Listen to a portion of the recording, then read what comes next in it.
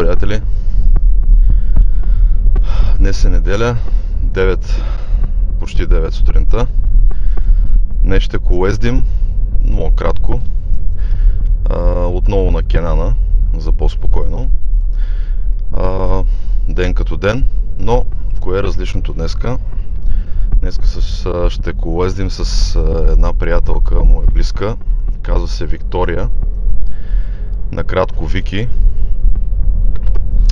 И кое е интересното, че тя ще ни разкаже много интересни неща за себе си. Може би 4 неща. Първото, че тя е от Хасково. Живяла и учила е тук до гимназията. Второто, че се занимава с изкуствен интелект. Третото е, че е млад човек. И четвъртото, че е живяла дълги години в Южна Корея. Живяла и е учила в Южна Корея. Това е интересното. Сега ще я взема и след което ще отидем да си вземем колелетата и ще направим една кратка разходка с Вики. Ще си говорим и ще се разхождаме. И така, отиваме да я вземем. Надявам се да ви е приятно. Подготвил съм и няколко въпроса, но общо взето каквото се случи. Смятам, че е малко по-притеснително, ама ще я караме по-полека. И така, най-важното е да се забавляваме и да покараме колело. И така, до след малко.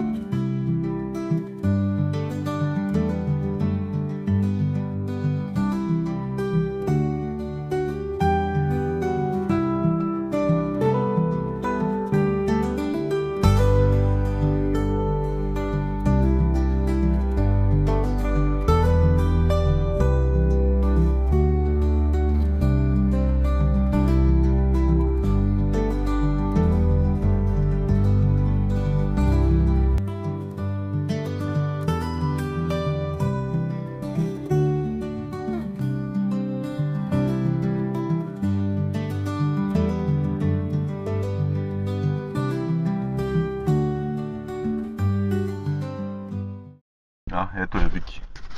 Това е Вики.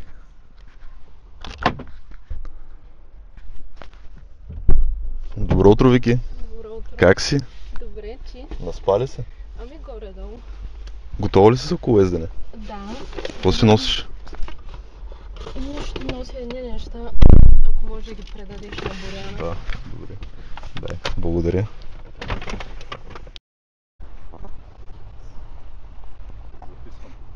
Добре.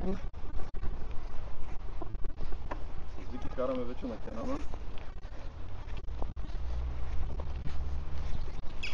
Вики, я кажи нещо. Нещо за как се струва колелото, Кенана. Колелото ми се струва супер. На Кенана не съм идвала от много дълго време, така че ми е приятно да се завърна. Сега отиваме при твой племенник, който играе тенис. При моя братовчет. При това братовчет. Вики, я кажи от колко време не си била в Хасково? 3 години.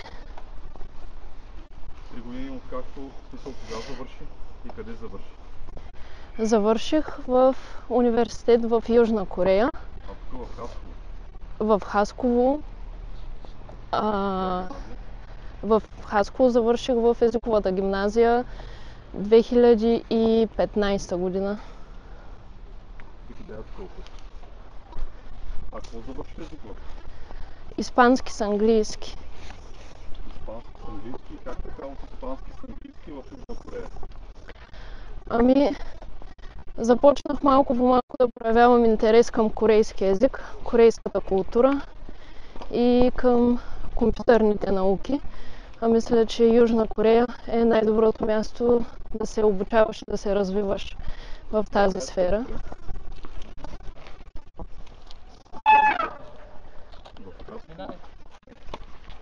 В Хасково как ще откъде научих Хасково за Южна Корея?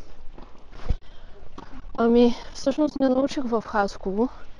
Бях на бригада в Америка и там се запознах с няколко момичета от Тайван.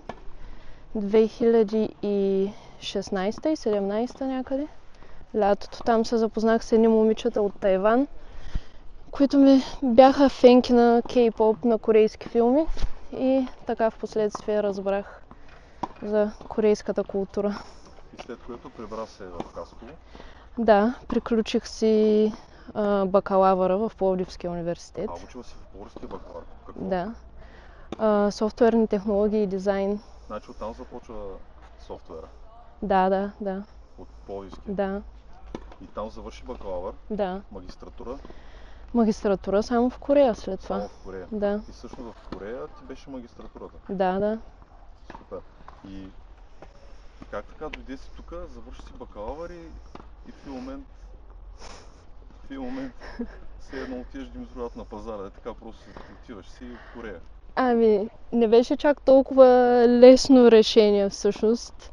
Исках да продължа да уча магистратура, но бях решила, че това, което България може да предложи като образование, не ми допада. Затова бях започнала да се разглеждам за други възможности и така попаднах на информация за една стипендия от корейското правителство. Значи със стипендия си? Да. И тук като каза, че отиваш в Южна Корея, как близките, как са Южна Корея? Аз те първо... няма да могат да идват да виждат, ти няма може да си идваш. Да, аз първо всъщност не бях казала на никой. Процедурата с стипендията беше доста дълга. Стипендията по принцип е много конкурентна, шансовете да бъдеш приет са много малки. Къде кандидатства? Онлайн? Онлайн се кандидатства, да, първо към корейското посолство в България. Значи ходила си в посолство, там дават информация? Тогава точно короната беше в вихъра си, така че беше онлайн. Да, онлайн. Да. Иначе може да си отидеш в посолството на Южна Корея в София, там също могат да ти дадат някаква информация. Да. И по телефон може да се звънне. Може да получиш информация. Не, никой не знаеше. Чаках, просто си мислех, че наистина шансовете да ме приемат са минимални. Затова реших, че няма смисъл да казвам на никой, докато не е сигурно. И вече може би 2 или 3 месеца преди да замина, когато вече всичко беше финализирано и сигурно, тогава казах на родителите си, че заминавам. И какво ти казаха? Ами първата реакция беше шок, разбира се. Няма да ходиш, ти луда ли си? Не, те винаги са ме подкрепяли. В началото наистина бяха доста шокирани, защото това дойде просто изведнъж от нищото. Бяха доста шокирани, но след това, след първоначалния шок, бяха щастливи. И замина? Да. И там отиде кой познаваше там? Никой. Къде слезна от самолета? Абсолютно никой не познавах там, отидох сама. Просто организацията на програмата с стипендията беше супер. Ти знаеш ли къде ще останеш? В университет, кампус? Да, значи като отидеш там, аз всъщност бях там 3 години. 2 години беше магистъра. Преди това 1 година карах само езикови курсове, които бяха в друг университет, в друг град. Който... Научи южнокорейски? Да. Тоест корейски или южнокорейски? Как е точно? Корейски, еднакъв е езика. Да. Има някои думи, които се различават, но си е... И какво точно записа да учиш там магистратура? След като бакалавър си завършила софтуерно? Записах компютърно инженерство. Компютърно инженерство. Браво. Не психология, не художествено нещо, рисуване, не музика, софтуерно инженерство. Да. Момиче от Хасково, в България, в Южна Корея, софтуерно инженерство. Ами да, винаги това ми е бил интереса и това исках да си продължа да уча. Супер. И как се чувстваше там? Смисъл, как се чувстваш от началото, като ти идваш? От началото беше малко трудно. Имах чувството, че съм попаднала не в друга държава, а на друга планета. Всичко беше изключително... Хората, Откъм, архитектурата откъм всичко, архитектура, хора, социални норми, всичко. Макар че съм пътувала доста, просто там беше нещо напълно различно. Имаше си доста голям период, в който трябваше да свикна. Но пък след това беше супер. И отиде там, запозна се с хора, Да, с приятели, приятелки и почна да учиш. Хареса ти още повече да учиш и там започна да си водиш нормален живот като момиче от Южна Корея. да, Да да. по ресторанти, да си портуваш. Да, запознах се с най-различни хора, не само корейци, други студенти по същата програма, която бях аз, същата стипендия, от всички различни точки на света. И да, в последствие започнах да си водя напълно нормален социален живот. И какво прави едно момиче от България, от Хасково? Понеделник, примерно, че понеделник ставаш и какво правиш в Южна Корея? Защото в Хасково няма да обясняваме какво можеш да правиш. В Южна Корея в кой град беше? Първата година, когато карах езиковите курсове, бях в Гуанчжоу. Това е част на Корея, Южна Корея. Това е в южната част. Смисъл на море ли? Не е на море. Не е на море. Той е има доста богата история този град. Оттам е започнало всъщност въстанието, което е допринесло до сегашната демокрация на Южна Корея. Да се отделят? Не да се отделят. Имало опасение, че Корея се движи към комунизъм. В смисъл да се отделят от този комунизъм, но преди да станат демократична държава. Да. Един вид да се различават от тях. Да. Като управление. Да. И първоначално беше в този град. Да. Бях там една година за езиковите курсове, след това вече магистратурата в столицата Сеул. В Сеул. Да. И в Сеул, в този град, колко жители има? Горе-долу приблизително? 8 милиона. Да. Колкото България. Един град, колкото България. Ставаш в понеделник.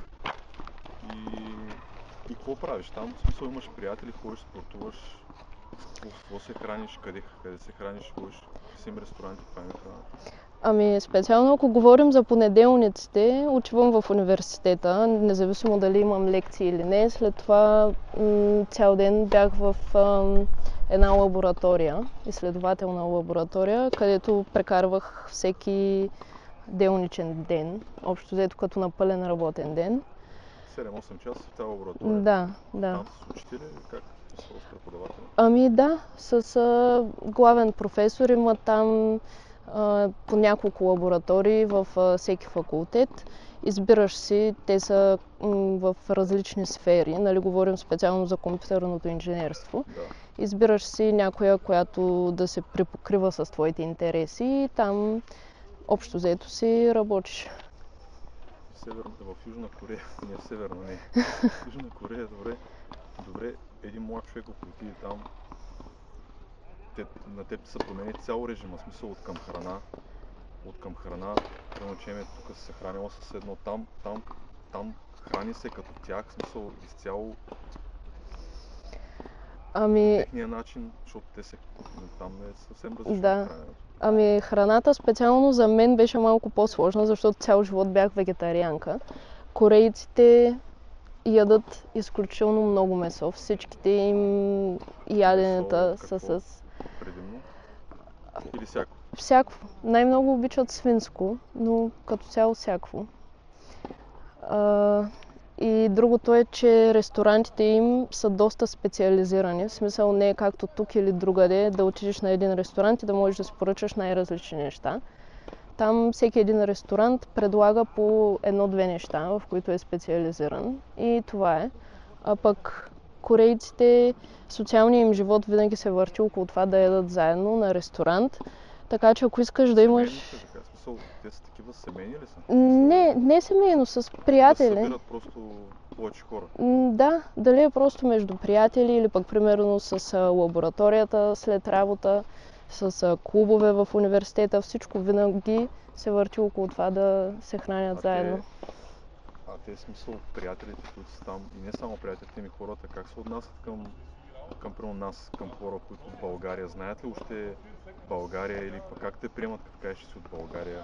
Ами да, бях доста учудена, че всъщност знаят за България, знаят за българското кисело мляко. Там дори имат една марка, нали, той йогурт, който се казваше Булгарис, кръстен на България. Така че знаеха, че най-вкусното кисело мляко в цял свят е в България. Мъжете бяха запознати с българските футболисти, най-вече Бербатов. Всеки кореец знаеше Бербатов. И като цяло бяха доста приветливи, винаги са проявявали интерес към България. Мисля, като хора са дружелюбни, не са специфично някакви агресивни хора, някакви особняци. Не, изключително дружелюбни хора. Никога, нали, винаги може да има някакви индивидуални случаи и съм сигурна, че други чужденци може би имат по-различни преживявания от мен, но като цяло много дружелюбни, отворени хора. Значи може ли всеки, който иска, няма страх да отиде в Южна Корея да учи? Да. Така просто се получава. Решаваш да учиш в Южна Корея да учи. Да. Супер. Добре, искаш да видим, ще продължим сега след малко да видим не твоя племенник, а твоя братовчет. Да. Може да не звъним, ако искаш да видим къде. Тук сме с Вики на тенис кортовете в Хасково и нашия братовчет Петър ще има днес като участва в турнир и ще се разходим и до него да го видим къде е. До след малко. Мина организирана разходка. Супер. Чакаме и тебе другия месец. Другия. Знаете, тук почвам мача. Добре, айде успех. Ще минем после да видим пак. Петър, да не го изваждаме от спортно равновесие, да се справи. Ще минем после да го видим. Да.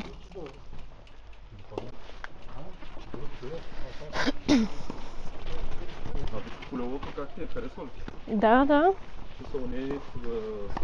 Не, няма никакъв проблем.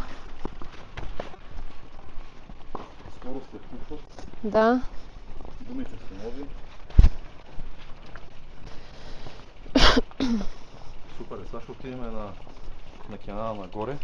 Откъде? Вики кара с Скот. Много яко колело Скот. Супер, тук давай и ще вървим нагоре. Сега давай надолу, наляво. И после ще завием на другата страна. Я кажи, Вики, в Южна Корея какъв спорт? Всъщност там караше ли колело? Там карах колело, да. В Сеул има доста известно място за каране на колела покрай реката Ганг, където можеш да си наемеш колело за няколко часа или пък за един ден и да си се разхождаш. В смисъл, той караш в някакъв парк? По някакви вело ли или как? Да, той е парк, нещо като Кена, например, но покрай една огромна река. И прямо, че в самия Сеул, как е организирано това с колелата? В смисъл, има си колела, по пътя мога да си караш съвсем спокойно ли как? Може да се кара колело в града, градски условия? Може на някои места, в центъра на Сеул по-скоро, където има повече велоалеи, но не бих казала, че е много лесно да се придвижваш. Не е град стръмчен като Копенхаген, в който хората си ходят с колелата. Но знам, че за моторчетата има много моторчета. Да.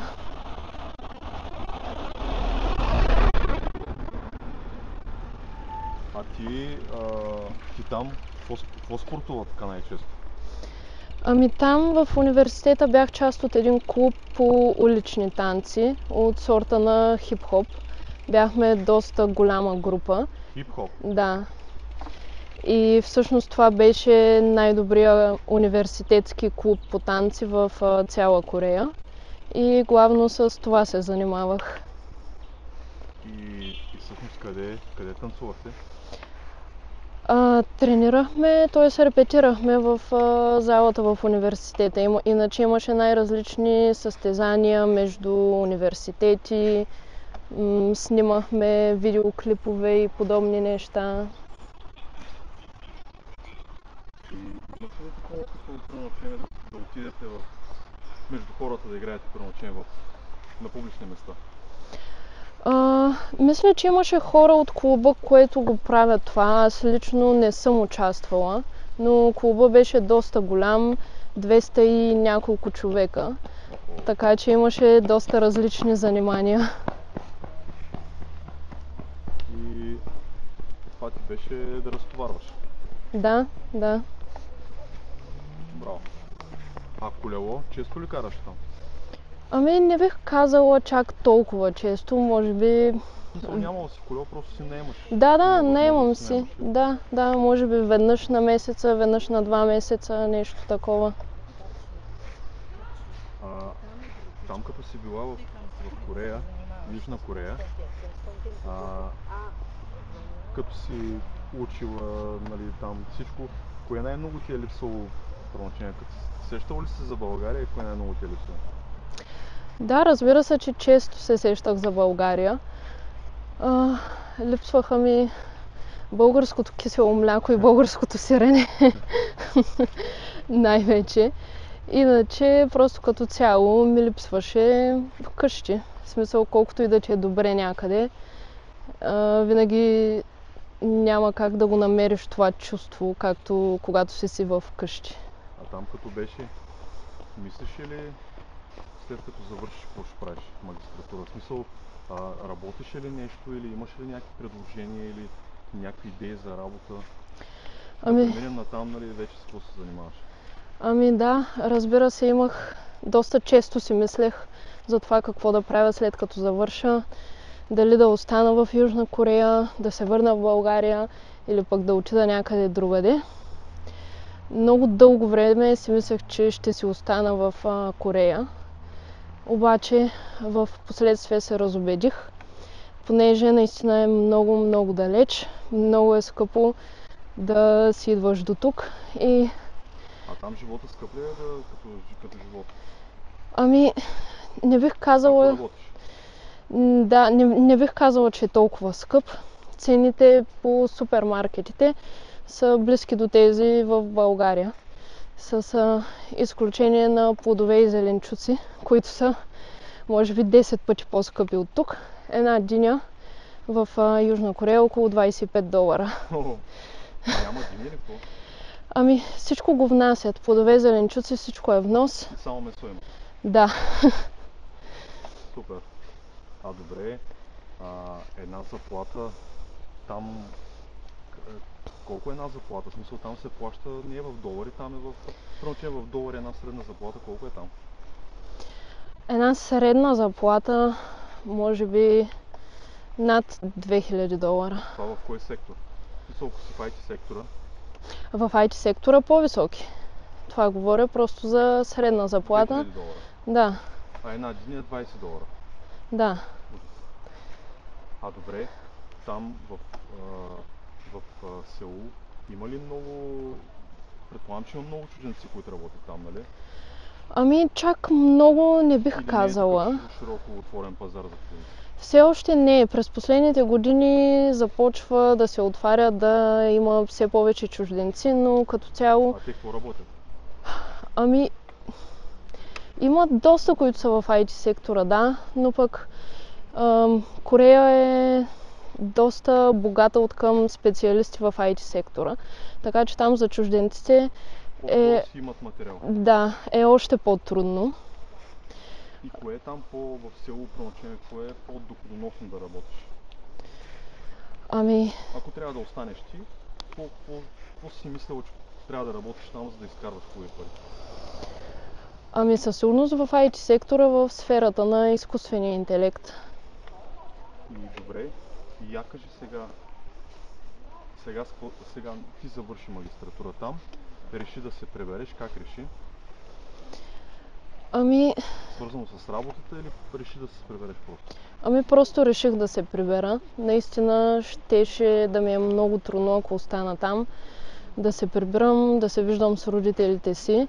Може би веднъж на 3 години щях да си идвам, нещо такова. И реших, че просто не се струва.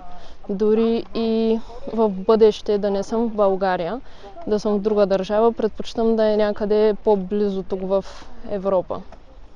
В смисъл, ти си човек на света като цяло, в смисъл пътуванията свързани с работа и работа с пътувания. Така че не е проблем, че ако днес трябва да отидеш в Лондон, да си хванеш самолета и да отидеш. Ами да. Но може да се върнеш, в смисъл не да живееш там. И всъщност реши да се прибереш, прибра се и кажи какво започна да работиш и как го започна да го работиш. Това нещо, което и какво се занимаваш в момента.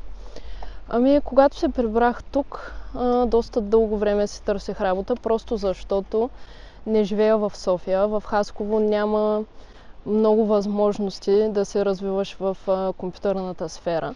Така че аз търсех работа, която да е изцяло дистанционна. Дали към друга държава или към фирма, която функционира в София. И така доста дълго време си търсех работа. В крайна сметка си намерих работа за една глобална компания, която има офиси в София и които бяха съгласни да работя напълно дистанционно от Хасково. А компанията каква е по народност? Централизирана ли някъде? Компанията по принцип е ирландска, от Дъблин, Ирландия, но в момента наистина е глобална, има офиси в почти всяка една държава. И какво работиш в тази компания? В компанията по принцип по професия се водя Data Scientist, но се занимавам основно и само с изкуствен интелект. И как преминава един работен ден? Какво трябва да вършиш, за да свършиш работата с? Мисъл, как опираш този изкуствен интелект? Какво точно е този изкуствен интелект? В твоята работа, не знам, хора са запознати с ChatGPT и разни други.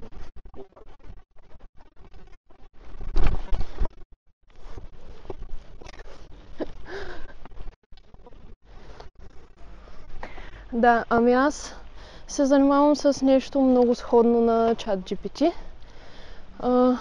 Не е да си говориш с него, нали, какво прави здрасти, къде не ти, или какво ще ям днеска, или кажи ми това парфюм става ли, нещо друго е, нали? Да, не, по-скоро разработвам проекти подобни на ChatGPT, такива асистенти с изкуствен интелект, като главно работя върху вътрешни проекти, т.е. тези асистенти, които ги разработвам. Целта им е да подпомагат на останалите служители в нашата компания, за да си извършват по-лесно техните задачи. Значи компанията е ориентирана към изкуствен интелект. Внедрява го в работния процес. Да, не бих казала, че е ориентирана. По принцип компанията работи в финансовия сектор и отскоро започна вече да се ориентира повече към изкуствен интелект. Всъщност изкуственият интелект, когато ползва компанията, а не е само вътре за организация на работата, но го използва за нейната работа, за финанси, за пари. Служи ли с този изкуствен интелект да вади пари компанията? Не бих казала, че се служи с изкуствен интелект да вади пари. Има някои проекти от други екипи, които са за външно ползване, т.е. изкуствени интелекти, които ги предлагаме на крайния клиент, но повечето са за вътрешно ползване. Изкуствен интелект. И на тебе, как ти се струва твой изкуствен интелект? Смисъл, за или против си, или как го приемаш ти, ако трябва да навлезе в ежедневието на хората? Ами, със сигурност си има и плюсове и минуси. Не мисля, че е нещо, от което трябва толкова да се страхуваме. Много хора имат доста погрешни разбирания около изкуствения интелект. Примерно някакви такива не вземе живот.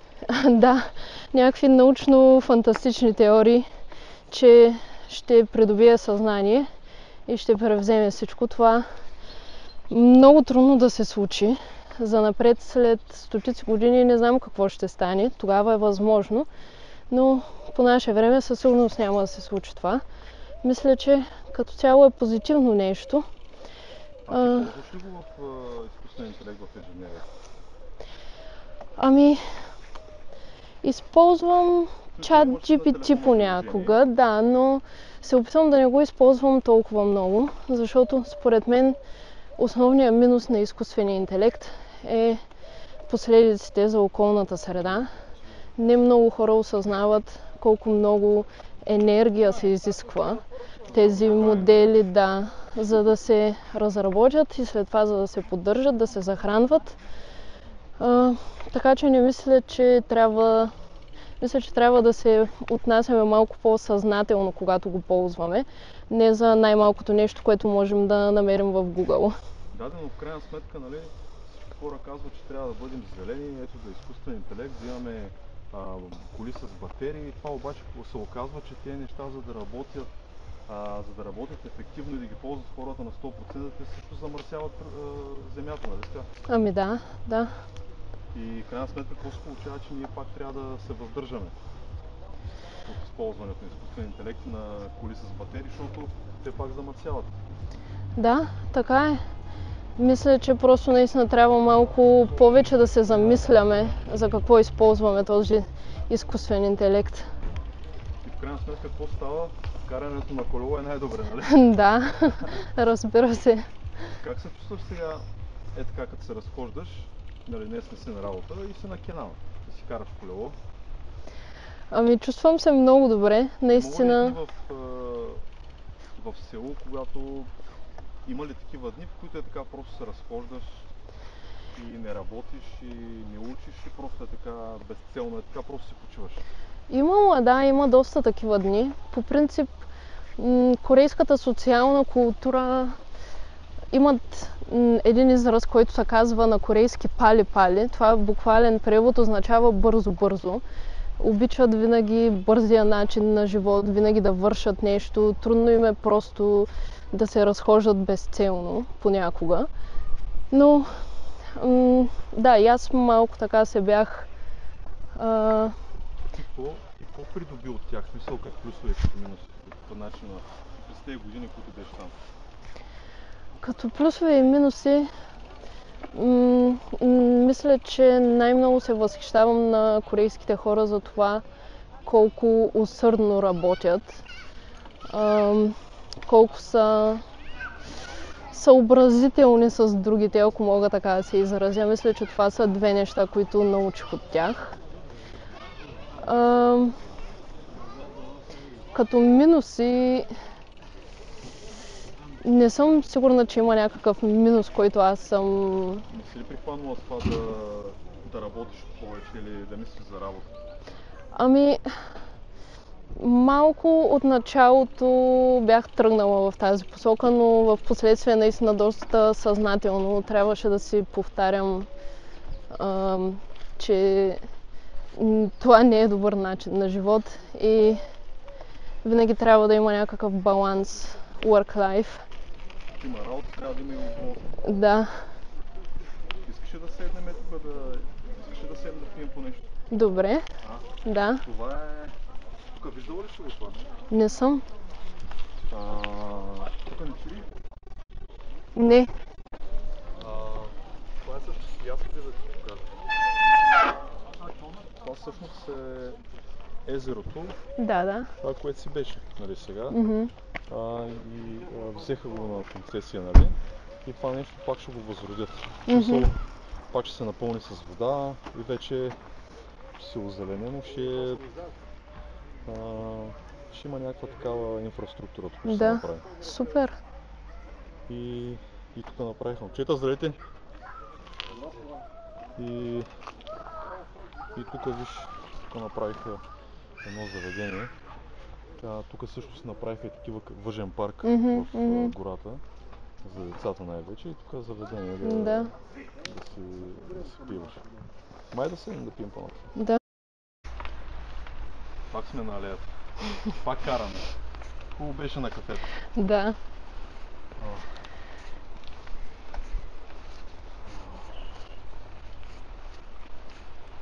Бих искал да те питам за... Беше казал в Щатите.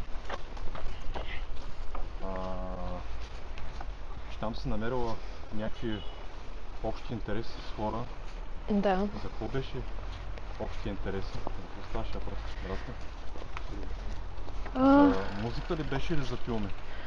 Ами, започна с музика. Те всъщност тогава ми споменаха за кей-поп. Аз преди това. Това е корейска поп музика, но всъщност си е... Ами не национална. То е поп музика, но по-скоро си е като напълно отделен жанр. Доста специфичен. Например, най-отличителната черта е, че всичко е хореографирано. Винаги...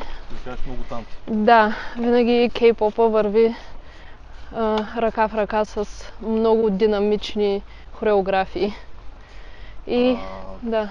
За какво се пее най-често? Има ли така някаква тема? Ами, за най-различни неща, както различните поп песни за любов се пее, за приятели, за най-различни неща. Бавна музика или бърза е? Смисъл, как е като жанр? Има и бавни песни, има и бързи, но по принцип са по-динамични като цяло. И това беше началото, в което ти се един вид зареби, един вид погледна към Корея. Ами да. Преди това не бях чувала за кей-поп, преди да ми го споменат в Америка. И оттам започна да се интересуваш? И да, просто ми изглеждаше като нещо много интересно кей-попа, наистина вид музика и изпълнения, които са много различни от това, което повечето сме виждали. А сега слушаш ли? Слушам, да. И в Корея, като бях, ходих на доста концерти, по-точно на една кей-поп група, която ми е любима. В Корея бях ходила около 7 пъти, мисля, на техни концерти и сега миналия месец отново бях на техен концерт в Мадрид. Браво! Добре, първо ти като си, когато си била в период на това да се чудиш, не да се чудиш, ами да избираш къде да учиш, какво да правиш, дали да заминеш, как е така. Нали имала някакъв период, в който си се двоумяла за нещо или не? Или просто си знаела всеки път просто какво искаш и действаш? Имала ли някакъв период, в който се чуеш да го направиш или да не го направиш, било с работа, да случайно? Ами, не бих казала. По принцип, ако реша нещо веднъж съм такъв човек, че след това не си променя мнението. Особено за заминаването за Корея, изобщо не съм имала никакви колебания, но пък то наистина започна малко така на шега, защото наистина не си вярвах, че ще ме приемат в тази програма за стипендията, така че почна малко на шега, но след това вече, когато получих финалното да от корейското правителство, изобщо не съм се замисляла. Сега, как се чувстваш, като работиш вече за тази компания, като работиш с изкуствен интелект, с това, което работиш, как се чувстваш в момента в България, в Хасково, малкия град? Ами, със сигурност си има плюсове и минуси. Радвам се, че съм си вкъщи. Но наистина в малкия град, колкото и да е спокойно, понякога е прекалено спокойно. Нищо не се случва, няма много места, на които да се отиде. Ходиш до София? Да, ходя до София от време на време. Там офиса, нали? Да, там ни е офиса и от време на време ходя там просто да се социализирам с екипа. Там предполагам, че се млади хора, както тебе. Ами да, екипа повечето сме общо взето на една възраст, да. Добре, Ето, примерно, че ако те гледа някой млад човек, който сега завършва и се чуди или пък не се чуди, просто не се е замислял, можеш нещо да му кажеш с две приказки така, да го насочиш или примерно, че трябва да се двуми или пък да действа. Какво мога да кажеш някой човек в малкия град решава, че трябва да иска да замине, обаче в същото време може би не вижда смисъл. Има ли смисъл в това, което ти си минала до тук? Да, мисля, че няма значение от колко малък град идваш и дори къде си учил в гимназията или подобни неща. Винаги, според мен, никоя мечта не е прекалено голяма. Стига наистина да се стремиш към нещо, е постижимо, дори и да не е в някаква права линия. Не винаги нещата са толкова ясни. Стъпка 1, стъпка 2, дори... Да, дори и пътят да е с малко повече завой, с повече почивки, винаги можеш да постигнеш каквото си наумиш. И така, и това, че си в Хасково, в момента пък работата с новите технологии, така възможност да пътуваш, да бъдеш социална, когато ти си пожелаеш. Да, това със сигурност е голям плюс. Да. И така. Да. Това е супер. Сега да въртнем до братчета, да го видим и така. Да. Продължаваме разход. Няма как. Аз двамата братовчери. Следващия гост на влогчето. Айде, успех. Благодаря. Успех. Айде ще се видиме. После да звъни, ако искаш после. Добре, айде. Чао.